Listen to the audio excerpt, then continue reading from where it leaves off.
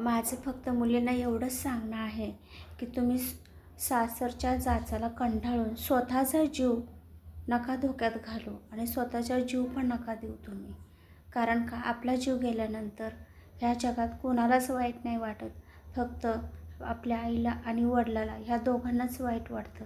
बाकीचे तर सगळेजण बरं झाली, आमची मागची पिढा गेली असंच म्हणतात, पण वाईट वाटतं ती फक्त आपल्या आईला आणि बापाला. त्यामुळं मुलीनो, चुकीचं पाऊल उचलताना एकदा नाही 1000 वेळा तुम्ही आपल्या आईवडिलांचा चेहरा आपल्या डोळ्यासमोर आणून तुम्ही बारकाईने विचार करा. कारण का आपण काय किडामुंगी नाही आहे पटकीने जीव दिला आणि गेला म्हणून.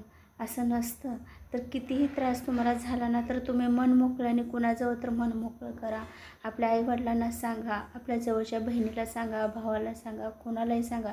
यांनी जर कोणीच तुमची दखल नाही घेतली, ऐकलं नाही, तुम्हाला वारंवार त्रास सहन करावा लागत असेल तर तुम्ही पोलीस स्टेशनला जा, तिथं कंप्लेंट द्या आणि तुमचा नक्कीच ह्याच्यावर काहीतरी सोल्युशन निघेल. पण तुम्ही ना मुलीनं खरंच प्लीज तुम्ही ना असं आत्महत्या वगैरे करू नका. कारण काहीच इतकं दुःख वाटणार आहे आपल्या आईवडिलांना की त्यांनी कधीच विचारसुद्धा करू शकणार नाहीत की आपल्या मुलीनं आपल्यापासून असं निघून गेलेलं किंवा चुकीचं पाऊल उचललेलं हे त्यांना कधीच सहन होणार नाही.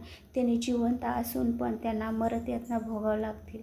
तर प्लीज तुम्हाला सगळ्यांना माझी कळकळीची विनंती आहे की नवरा, सासू, नणंद हे सगळेच लोक आपल्याला त्रास देण्यासाठीच असतात. त्याने त्यांचं काम करतच असतात त्रास देण्याचं, पण त्यातून हे मार्ग निघत असतात. तर प्लीज सगळ्यांना माझी हात जोडून विनंती आहे की तुम्ही असं आत्महत्येसारखं टोकाचं पाऊल प्लीज नका उचलू म्हणून. ह्याच्यावर खूप सारे सोल्युशन आहेत. तुम्हाला याच्यातून नक्कीच तुम्हाला चांगलं मार्गदर्शन मिळेल आणि